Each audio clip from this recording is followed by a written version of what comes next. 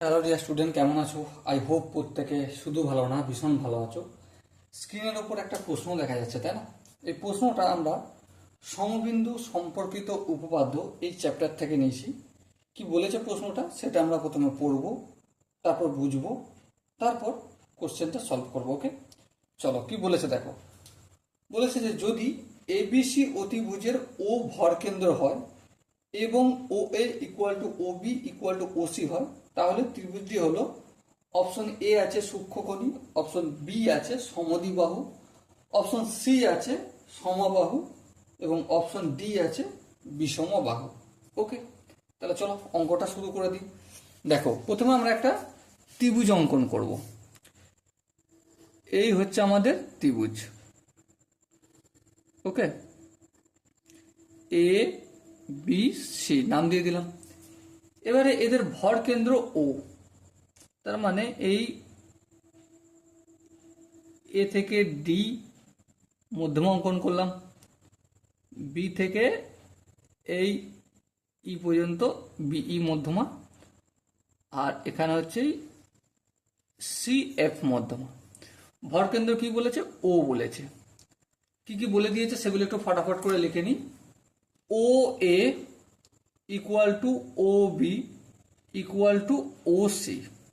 বেশ, এটা আমাদের বলা রয়েছে। এবার দেখো, এ ডি এর মধ্যে ও এটা কতটা কতটা বলেছে সেটা নিয়ে একটু ডিসকাস করে নিই। দেখো, আমরা কি জানি, এই যে ভর কেন্দ্র থেকে ও পর্যন্ত দু ভাগ, আর ও থেকে ডি পর্যন্ত এক ভাগ। হ্যাঁ, আবার একইভাবে বি থেকে ও পর্যন্ত এটা দু ভাগ, আর ও থেকে ই পর্যন্ত এটা এক ভাগ। বেশ, আবার ও থেকে সি পর্যন্ত এটা হচ্ছে দু ভাগ, আর ও থেকে এফ পর্যন্ত এটা হচ্ছে আমাদের কি এক ভাগ। যদি তাই হয়, আবার ও এটা মানে ও থেকে এ পর্যন্ত এই দু ভাগটা ও বি এর সঙ্গে ইকুয়াল হচ্ছে, মানে দুভাগটার সঙ্গে দুভাগ ইকুয়াল। আবার এই ও বিটা ও সি এর সঙ্গে ইকুয়াল হচ্ছে, মানে এই দুভাগের সঙ্গে এই দুভাগটা ইকুয়াল হচ্ছে। তাহলে আমরা অটোমেটিক্যালি বলতে পারি এই ওডি, ওই আর ও এফ এই তিনটেও ইকুয়াল হবে। হ্যাঁ হবে।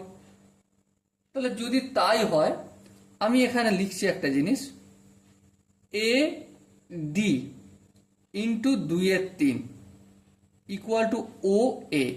ভুল বললাম? না, ভুল বললাম না। কেন ভুল বললাম না?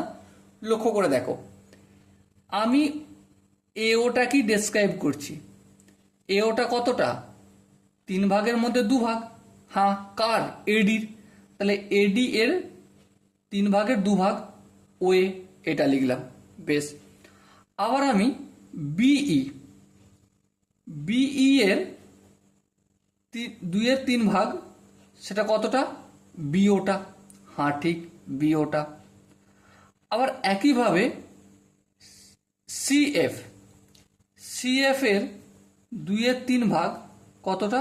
সিওটা। বেশ, আবার দেখো, যখন O A equal to B O বা O B equal to C O equal বলছে, তার মানে A D into 2/3 equal to B E into 2/3, হ্যাঁ, equal to C F equal to 2/3 হবে। হ্যাঁ ঠিক ঠিক ঠিক। তাহলে একইভাবে আমি A D equal to B E equal to C F বলতে পারি। হ্যাঁ ঠিক। দেখো, এডিটা কি? মধ্যমা। বিইটা কি? মধ্যমা। আর সি এফটা কি? মধ্যমা। তাহলে মধ্যমা তিনটে যখন ইকুয়াল হয়ে যায়, কি হয়ে যায়? মধ্যমা তিনটে যদি ইকুয়াল হয়, তখন কি বলি আমরা? এটা হচ্ছে একটা সমবাহু ত্রিভুজ, তাই না? সো এখানে দেখো যে 4টে অপশন আছে, তার মধ্যে অপশন সি ওটাই হবে আমাদের সঠিক answer. Okay, so dear student, I hope তোমরা প্রত্যেকে এই কোশ্চেনটার কনসেপ্টটা বুঝতে পেরেছো।